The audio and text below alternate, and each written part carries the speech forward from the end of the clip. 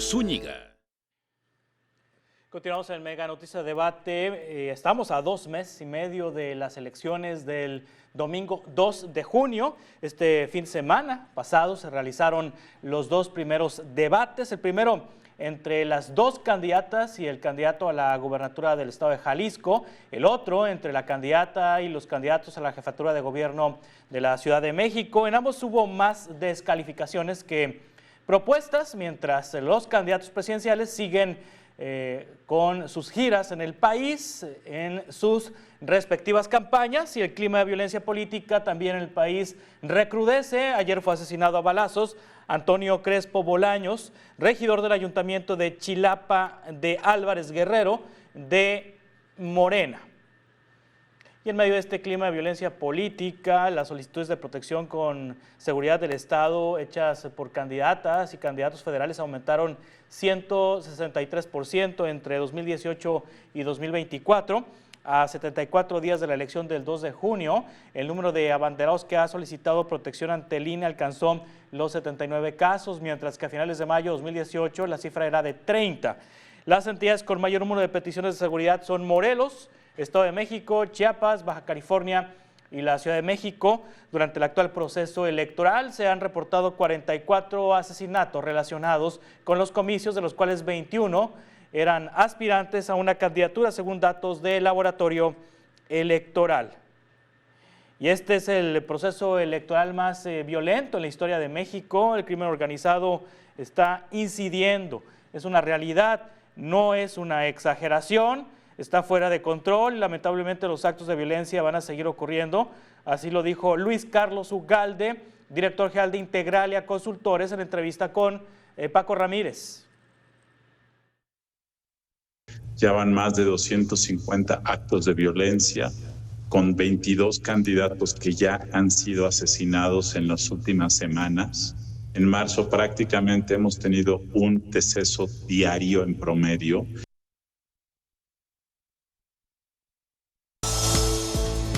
A debate con Juan Carlos Zúñiga. Esta tarde nos acompaña en el Mega Noticias Debate Vianey Esquinca, analista política, socia directora de Cuadrante de Estrategia y Comunicación; Juan Ortiz, director de Lupa Legislativa MX; Gustavo López Montiel, analista político y profesor de Ciencia Política en la Escuela de Ciencias Sociales y Gobierno del Tecnológico de Monterrey, Campus Estado de México. Ya hemos hecho un recuento de las situaciones importantes que han ocurrido en las últimas semanas, en los últimos días, particularmente en las elecciones locales y también en las elecciones federales, los debates en Jalisco y la Ciudad de México, las solicitudes de protección por parte de candidatos, las giras que han emprendido las candidatas y el candidato presidencial con distintos temas. Esta semana fue a propósito del aniversario de la expropiación petrolera, semana en donde se han manifestado en torno a sus propuestas en materia energética. Y bueno, para iniciar esta conversación, Vianey Esquinca, sin duda también una de las notas esta semana es la encuesta de Reforma, y pues a mí en lo personal, Vianey, me llama mucho la atención cómo desde, vamos a decir, desde el bando de los chairos y de los derechairos, los chairos que hace la semana pasada veían a Reforma como la prensa inmunda, pues ahora hacen suya esta encuesta y la defienden con todo, y los derechairos que todas las mañanas se desayunan con Reforma y es de acuerdo con ellos, el periódico Reforma un referente del periodismo libre, pues ahora pues ya se vendió a Morena, ya se vendió al presidente, en fin, en esa lógica estamos ahora en el país, pero la nota ha sido la encuesta de Reforma, Vianey. Juan Carlos, mucho gusto en saludarlo, igualmente a Gustavo, a Juan y por supuesto a todo su auditorio. Efectivamente, lo que habíamos estado comentando en otras mesas es que este juego de encuestas se ha convertido en una necesidad, en una herramienta política de las y los candidatos para, de una manera, jugar con la inevitabilidad del triunfo. Querer decir que van entre 10, 20, 30, aunque parezca ilógico y aunque si esta encuesta de Reforma a la que hace referencia fuera verdad, bueno, estaremos hablando que Claudia Sheinbaum tendría muchos más votos que completitos que Andrés Manuel López Obrador, lo cual es muy difícil de ver. Esto, en particular en el caso de Reforma, que además efectivamente fue tendencia, fue parte de todo este debate, justo por lo que usted mencionaba, lo que vemos es que las letras chiquitas, que además no solamente es el caso de Reforma, sino varias casas encuestadoras tienen este mismo problema, que es la famosa tasa de rechazo. Nosotros vemos unos datos y nos dice Claudia Sheinbaum va muy aventajada. Y entonces cuando vemos la metodología, vemos que fueron 1,000 casos, vemos que fue un 47% de tasa de rechazo, es decir, que no respondió. Y entonces ahí empezamos a desmenuzar, porque no es la primera vez y nos vamos al receptorio que tiene el INE de las encuestas que han hecho otras casas demoscópicas, vemos que la tasa de rechazo es la misma. Y entonces lo que sucede es que desagregan los resultados de la gente que no contestó y van poniendo, van repartiendo ese porcentaje entre los candidatos y hacen un verdadero galimatías. Las encuestas se han convertido en un instrumento político, así las debemos de ver. Han errado muchas veces en las elecciones, prácticamente no hay ninguna que pueda decirle atinado y efectivamente va a pasar y va a seguir sucediendo en las próximas semanas y próximos meses este tipo de fenómenos. ¿Qué hacen los candidatos y las candidatas con estas encuestas? Contratan unos espectaculares grandiosos, los ponen en vivo y a todo color para que la gente vea que es inevitable, con el único objetivo de desmotivar que la gente salga y que diga, no, pues si ya va a triunfar con tanto punto, ¿para qué lo hago? Eso es para lo que sirve, lo vamos a seguir viendo. Y yo invitaría al auditorio que sí se fije en las letras chiquitas. Es bien importante leer esta tasa de rechazo. Y algo más rápidamente, que tampoco es comprensible, cómo el presidente salta de 62 a 63 puntos a 73% de popularidad. No hay ningún solo hecho que haya sucedido en estos últimos, en este trimestre, donde nos indique que el presidente pudo haber tenido este rebote, que es a contrapelo de que sucede con todos los presidentes que van perdiendo popularidad. Entonces, habría que tomar con mucho cuidado esta encuesta de Reforma. A ver, para entender lo de la tasa de rechazo, Gustavo López Montiel, si fueron 1,000 encuestados, significa que si 47% fue la tasa de rechazo, 46-47, significa que le preguntaron a 1,460 y tomaron 1,000 encuestas efectivas, o significa que de las 1,000, 460 no contestaron. ¿Cómo entender la tasa de rechazo? Porque estaba viendo ahorita una de Massive Caller, que las pone más juntitas, a Claudia Sheinbaum y a Xóchitl Gálvez, y la tasa de rechazo que ellos informan es del 95%. Entonces ahí no entiendo cómo funciona esto, es decir, de cada 100 nomás contestaron 5, o para hacer 100 tuvieron que hacer 195 encuestas. ¿Cómo funciona esto de la tasa de rechazo? Bueno, hola, buenas tardes a todos en la mesa, a todo el auditorio. Bueno, en realidad es que hay una muestra de 1,000 personas y cuando uno va, el % de ellas no quieren responder o no responden la encuesta de manera completa. Depende de las muestras y esto no lo dice Reforma ni tampoco lo dice ninguna otra, en general ninguna de las que he visto. Hay mecanismos dentro de las muestras para sustituir a esas personas que no quisieron contestar. Sin embargo, no nos dicen cómo sustituyeron, si es que sustituyeron, y si las que sustituyeron quisieron contestar también, porque es un segundo aspecto. Entonces, hay muestras que se configuran con un cálculo a partir del cual se puede sustituir a la tasa de rechazo.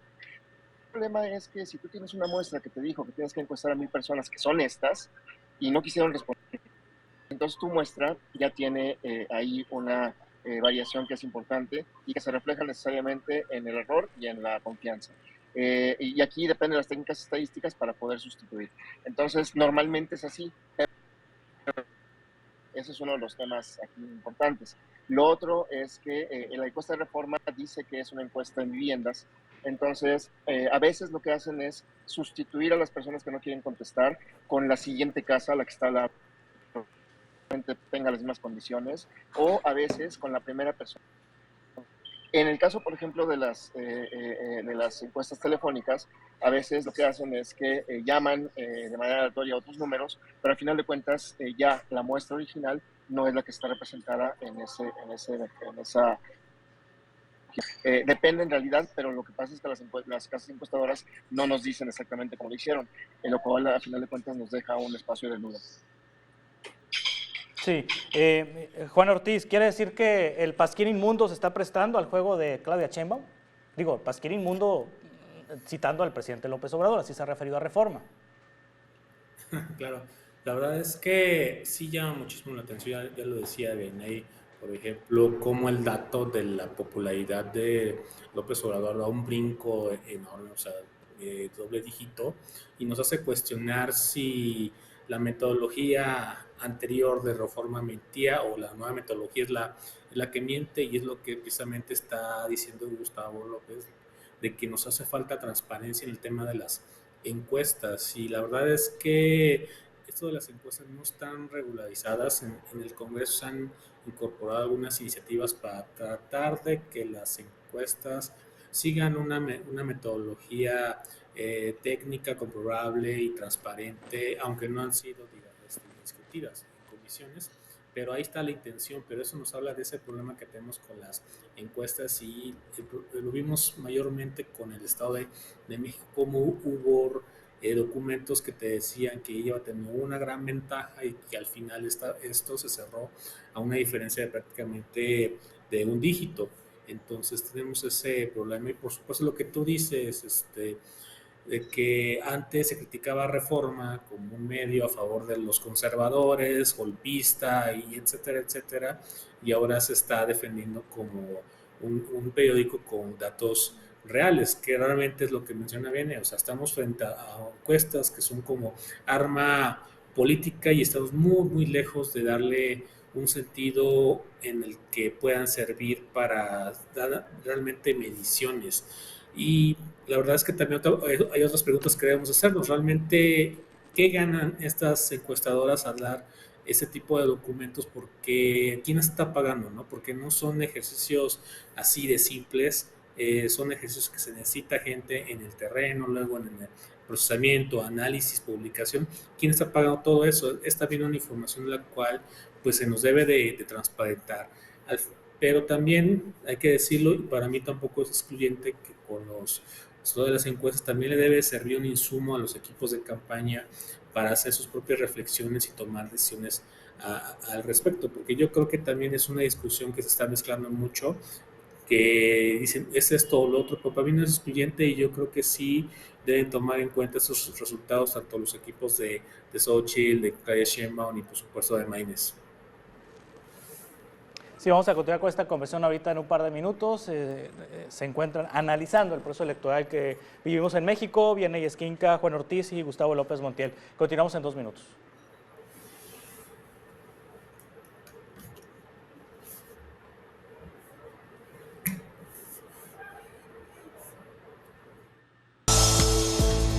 A debate con Juan Carlos Zúñiga.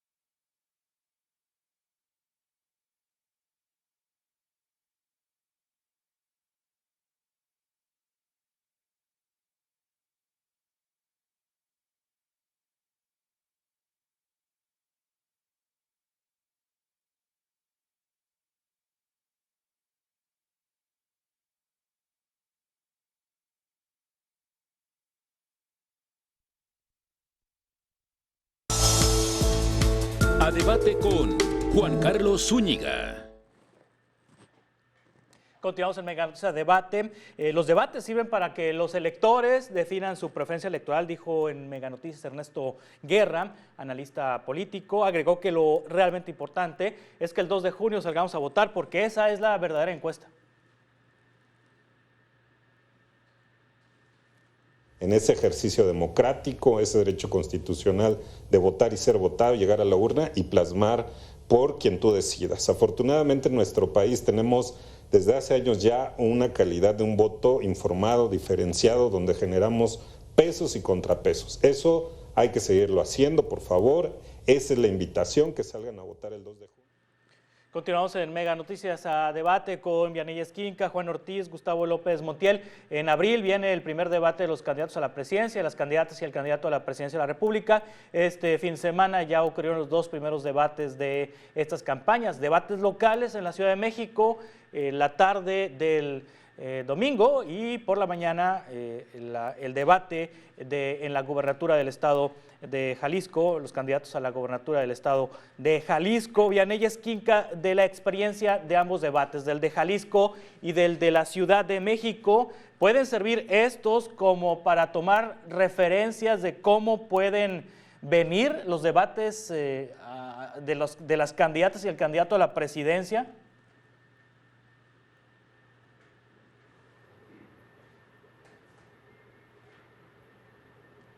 ¿Sí, Vianey?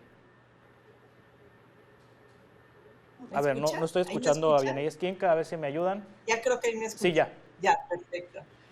Los debates efectivamente ya nos imaginamos cómo van a venir. Hay de dos formas de hacerlo y lo vimos en los últimos debates. Déjeme irme hasta el del Estado de México, donde, por ejemplo, la que entonces era candidata al Estado de México jugó a no equivocarse, a leer, a no perder, y entonces la priista, su contrincante priista, por supuesto, se fue con todo contra ella, pero la que ahora es gobernadora, pues se mantuvo. ¿Qué pasa, por ejemplo, en Jalisco y en la Ciudad de México? En ambos casos jugaron a pegarse mutuamente, a hacer bloques.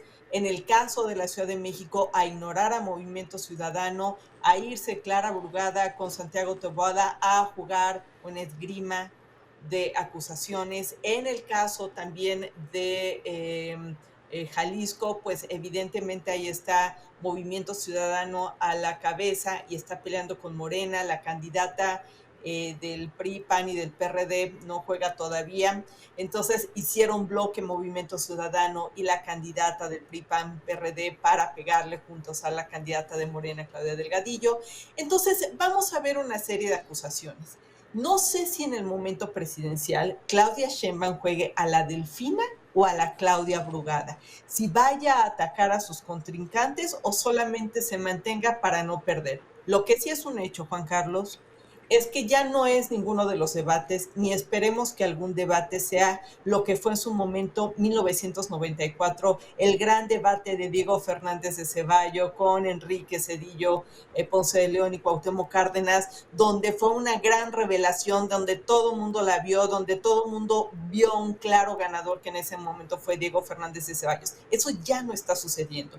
Tendría que pasar muchos errores y equivocarse demasiado para decir ganó A, ganó B, ganó C. Y lo que sí vamos a ver después de cada debate es que todo el mundo se va a declarar ganador, como ha sucedido, y todo el mundo dijo que arrasó porque iba a tratarse de apoderar las redes sociales. No creo que haya un debate todavía ahorita que sirva para modificar sustancialmente el voto o la intención del voto. Sí, coincide Gustavo López Montiel, puede mover a las personas que se encuentran indecisas en este momento, que no han decidido su voto, puede mover la preferencia de este segmento del electorado, los debates de las candidatas y el candidato presidencial que vienen, Gustavo. Sí, se ha demostrado que de alguna manera las tendencias, tal vez no de manera sustancial, mueven en realidad a aquellas personas que están indecisas, pero en buena medida depende de los formatos, y en este caso tenemos 3 debates.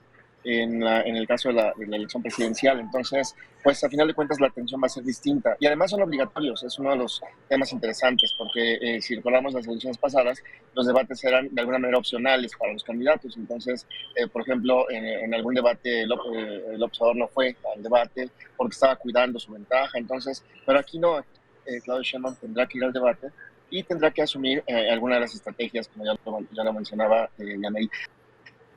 Manera, bueno, ubicar el momento en el que estamos.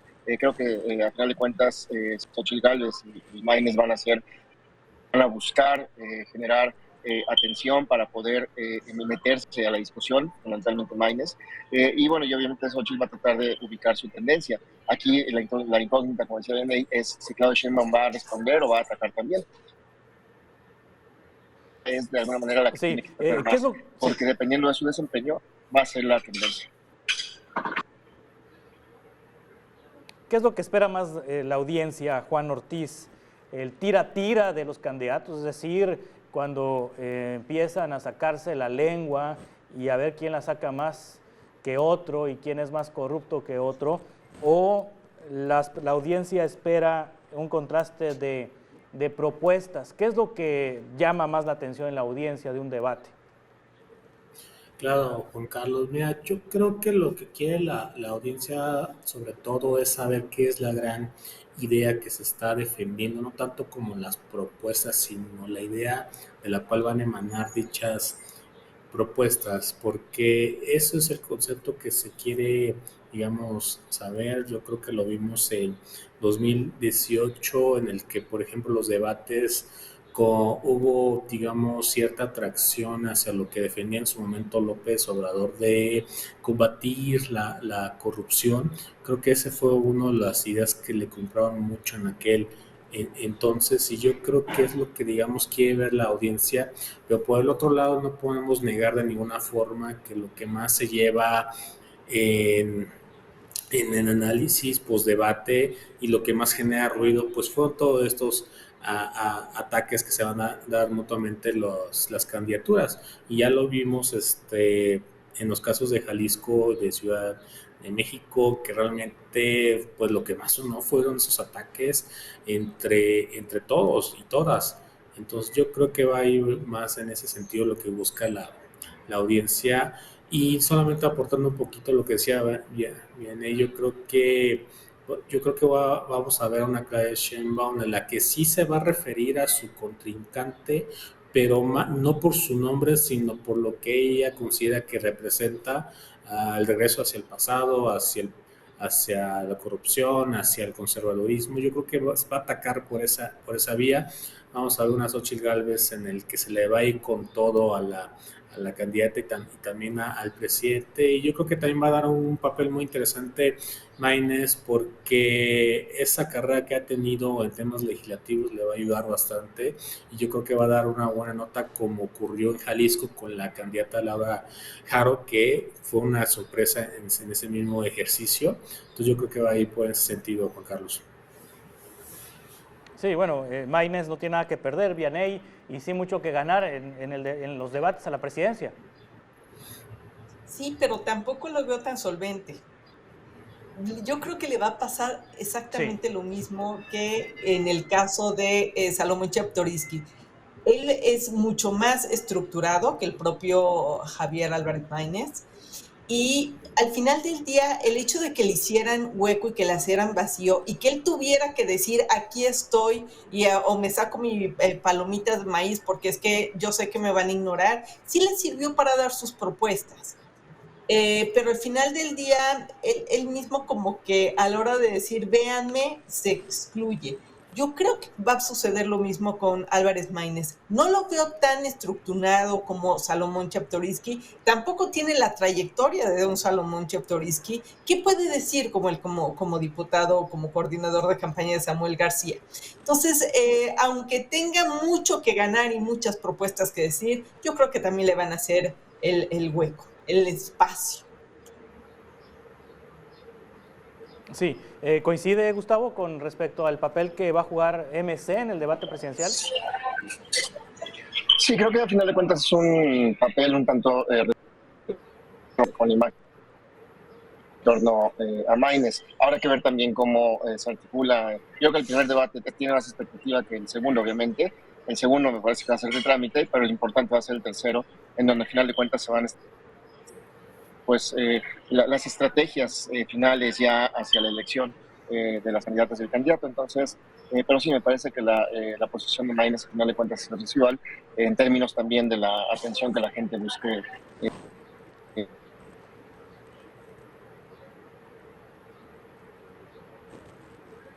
Sí, dejé de escuchar a Gustavo.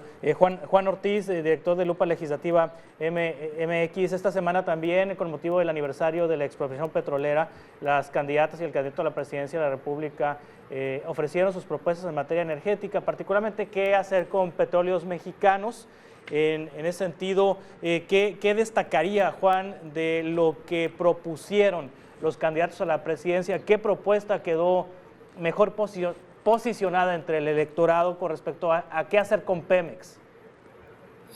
Claro, Juan Carlos, mira, la verdad es que lo que más me llamó la atención, empezando con Claudia Sheinbaum, que en un inicio iba a ser puramente tema de continuidad, pero sí dijo ahí que Pemex se iba a dedicar a litio y a impulsar las energías renovables, que digamos que es como esta pequeña parte con la cual trata de separarse de López Obrador, pero fuera de eso sí es mucho de continuidad, de fortalecer la Pemex, la CFE, y la diferencia con Xochitl Gálvez sí fue más un tema en el sentido de que pasemos a Pemex a convertirlo en un EMEX, Energías Mexicanas, que no solamente se dedique a la extracción y comercialización, refinación de petróleo. También obviamente está el tema de la refinación. Mientras una Claudia te dice que no vamos a cerrar refinerías, Xochitl te dice vamos a cerrar las de Cadereyta y la de Madero por un tema de económico, de salud, de medio ambiente. Y también algo que destacó Xochitl fue el tema de la participación de la iniciativa privada en temas de energía, no tanto como privatización, pero sí, por ejemplo, la participación de en rondas petroleras, ¿no? Que son unos temas que yo creo que ahí son las principales diferencias, Juan Carlos, pero fuera de eso, yo creo que la que más puede causar, digamos, conversación es esta intención de Xochitl de cerrar refinerías y la creación de EMEX. Sí, bueno, ahí reapareció Cuauhtémoc Cárdenas, Vianey, con la candidata Sheinbaum. Reapareció y sobre todo le dio visto bueno a su programa de energía, que otra vez, Juan Carlos, tal como lo mencionaba al principio, así como Reforma al principio era el pasquín y de repente se volvió la referencia, lo mismo sucedió con el ingeniero Cárdenas ayer, que primero era el mártir, la persona que llevaba a la izquierda, que era el corazón de todo este movimiento, y de repente ayer todo el mundo lo consideró como el traidor de la izquierda y delegado de su padre debido a que le dio, favoreció o que avaló el programa de Claudia Sheinbaum. Lo que es un hecho que todo lo que se diga en estos momentos va a ser usado en contra del actor político, del personaje político, del medio, de la encuesta, porque todo es un tema electoral. Desde mi punto de vista, el ingeniero tampoco tenía por qué salir en este momento y avalar a una candidatura. Creo que en su caso hubiera estado mejor para mantener por lo menos este legado y este halo que había estado manejando en los últimos años. Vamos a continuar con esta conversación ahorita en un par de minutos. Estamos con Vianey Esquinca, Juan Ortiz y Gustavo López Muntial hablando sobre las campañas federales. A debate con Juan Carlos Zúñiga.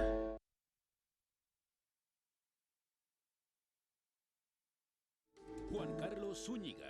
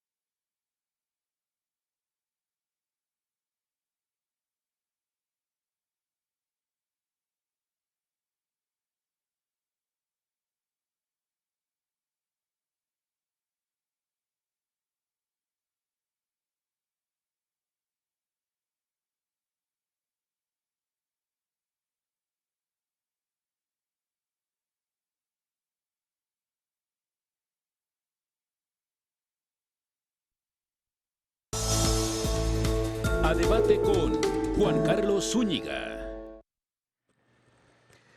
Continuamos en Mega Noticias Debate. El otro gran tema que marca esta elección presidencial es el de la violencia hacia las candidatas y los candidatos, los asesinatos de candidatos. Hasta el momento, a 74 días de la elección del 2 de junio, han solicitado protección ante el INE. Bueno, el INE se solicita el candidato, solicita protección al INE y el INE lo tramita ya sea a la Guardia Nacional o a la Secretaría de Seguridad. Alcanzó los 79 casos, mientras que a finales de mayo de 2018 eran 30 los candidatos que habían solicitado protección. Durante el actual proceso electoral se han reportado 44 asesinatos. El proceso electoral inició en septiembre del año pasado. De septiembre a la fecha, 44 candidatos han sido, o 44 han sido asesinados, 44 personas relacionadas con los comicios, de los cuales 21 eran aspirantes a una candidatura, de acuerdo con datos del laboratorio electoral.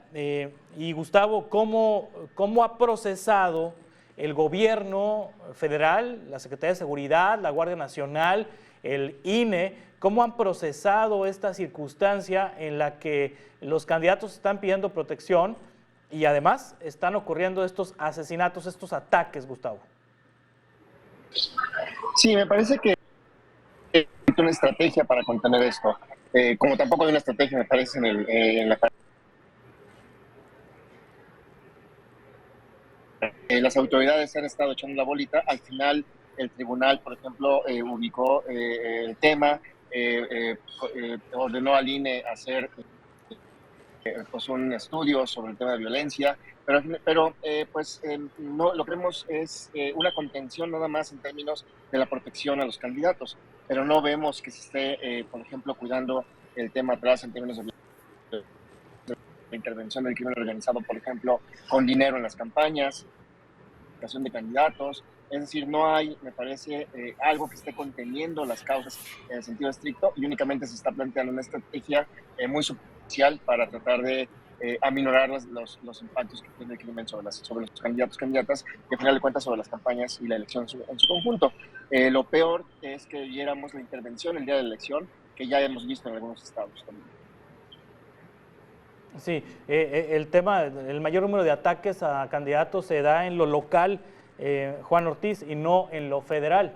En lo local lo va a procesar cada gobierno estatal, cada Secretaría de Seguridad estatal. Ahí no interviene la Guardia Nacional, no interviene la Secretaría de Seguridad Pública Federal, salvo si hay solicitud de candidatos federales en las entidades. Pero a nivel estatal, ¿cómo se ha tomado por parte de las autoridades locales, Juan?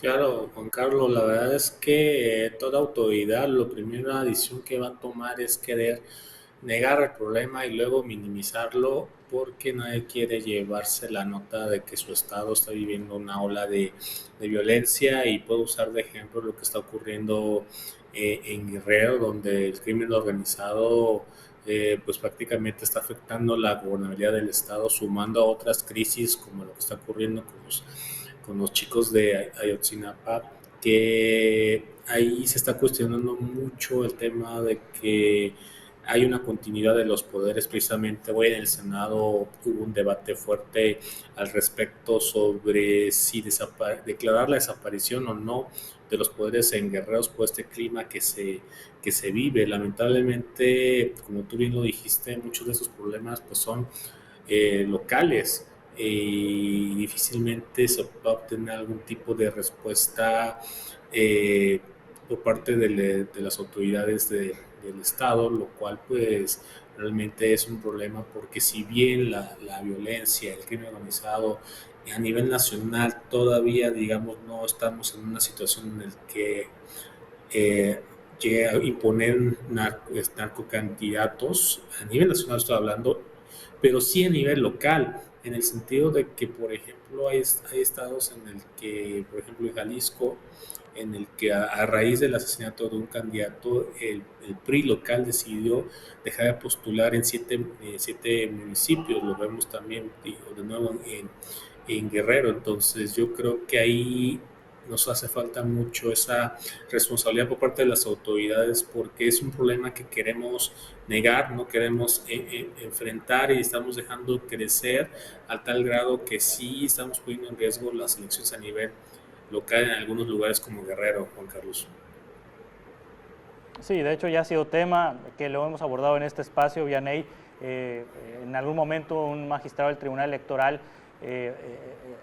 pues dejó ver la posibilidad de declarar nulidad de procesos electorales que se les compruebe la intervención del crimen organizado, pero pues es un asunto complicado. No se ve el escenario en el que se vaya a anular la elección presidencial por el tema del crimen organizado, pero tal vez en ciertos municipios, en ciertos distritos, sí aplique anular procesos electorales donde el crimen organizado tenga incidencia, Vianey. Y efectivamente así debería de ser. El problema es que hoy por hoy un INE está rebasado. Además, el INE y el tribunal deberían hacer una solicitud, en este caso FEPAD, a la UIF, para tratar de encontrar si el dinero viene o no. Desde el 2018, es más, hemos visto 2018, 2021, actualmente, de que ya se habla que muchos estados se están recibiendo la presión del narco. Y Juan Carlos, no hemos recibido absolutamente nada.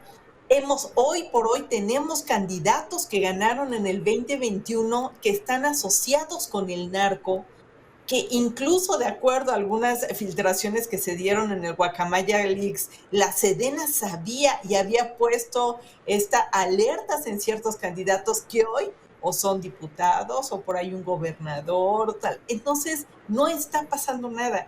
El problema de la violencia es la impunidad.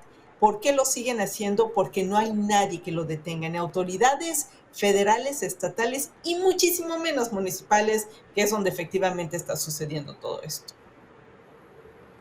Muy bien, pues les agradezco mucho. Vianey Esquinca, analista política, socia directora de Cuadrante Estrategia y Comunicación, Juan Ortiz, director de Lupa Legislativa MX, Gustavo López Montiel, analista político y profesor de Ciencia Política en la Escuela de Ciencias Sociales y Gobierno del Tecnológico de Monterrey, Campus Estado de México, que hayan estado con nosotros para ayudarnos a entender cómo va este proceso electoral. Gracias y coincidimos en una próxima ocasión, si les parece. Gracias y buenas tardes. Gracias, muy buenas tardes. De esta manera concluimos este espacio de Mega Noticias Debate. Le invito a que se quede en esta señal porque le vamos a presentar un análisis de cómo ha desarrollado el gobierno federal su política migratoria en esta administración, cómo va el tema de los migrantes. A continuación en Mega Noticias.